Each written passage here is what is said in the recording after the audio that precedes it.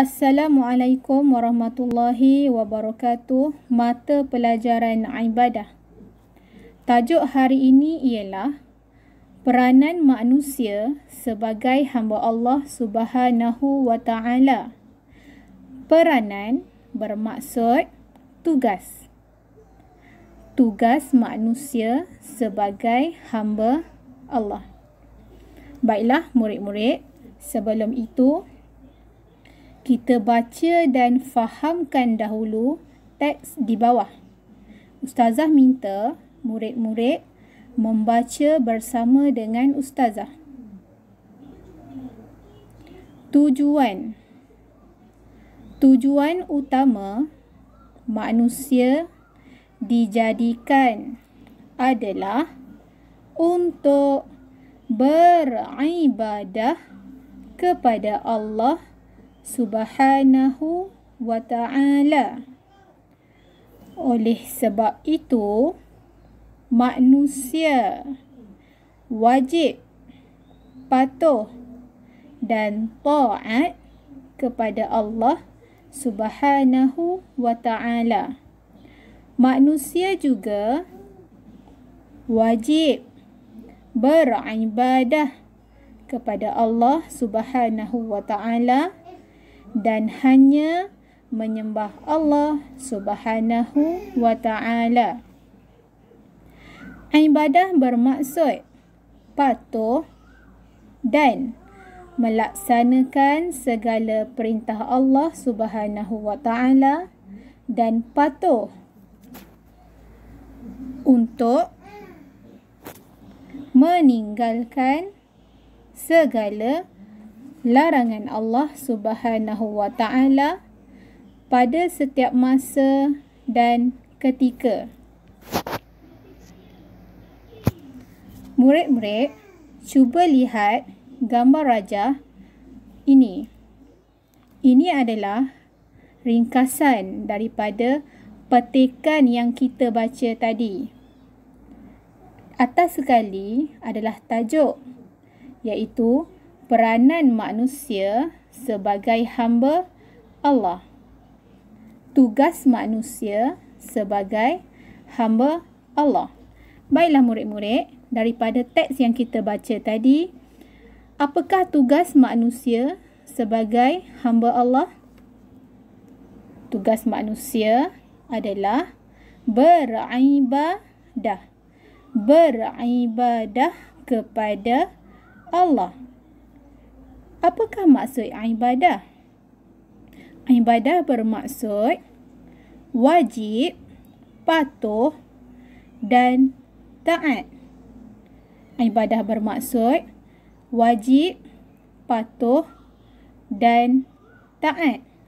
Taat maksudnya wajib patuh dan taat kepada segala perintah Allah. Murid-murid, apakah maksud wajib, patuh dan taat ini?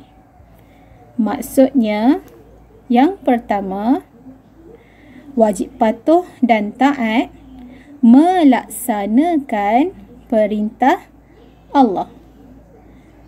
Melaksanakan perintah Allah maksudnya melakukan segala apa yang Allah suruh. Kedua, wajib patuh dan taat iaitu meninggalkan larangan Allah. Meninggalkan larangan Allah maksudnya menjauhi ataupun tidak melakukan segala perkara yang Allah larang. Murid-murid, ini adalah contoh peranan manusia sebagai hamba Allah Subhanahu wa Ta'ala. Yang pertama, contoh yang pertama, sentiasa beribadah kepada Allah Subhanahu wa Ta'ala. Murid-murid, gambar apakah ini? Ini adalah gambar seorang perempuan sedang membaca Al-Quran. Maksudnya sentiasa beribadah kepada Allah.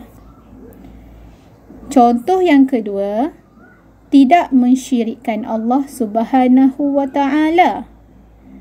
Apakah maksud syirik? Syirik ialah mempercayai ada kuasa lain selain Allah. Jadi, sebagai manusia, kita tidak mensyirikkan Allah. Kita tidak boleh mensyirikkan Allah. Contoh gambar di sini adalah gambar seorang lelaki yang beragama Kristian. Jadi, sebagai seorang Islam, kita tidak boleh mensyirikkan Allah dengan menyembah agama lain ataupun menganut agama lain. Contoh yang ketiga, berbuat baik sesama manusia. Contoh gambar di sini ialah dua orang lelaki sedang berkongsi makanan. Ini antara contoh perbuatan baik, berbuat baik sesama manusia. Tidak kiralah seseorang itu beragama Islam ataupun tidak. Yang keempat, menjaga alam sekitar. Gambar di sini ialah gambar seorang lelaki sedang mengutip sampah. Yang terakhir, memelihara haiwan dan tumbuh-tumbuhan. Contoh gambar di sini ialah seorang lelaki sedang memelihara ataupun menternak haiwan. Itu sahaja untuk hari ini. Assalamualaikum warahmatullahi wabarakatuh.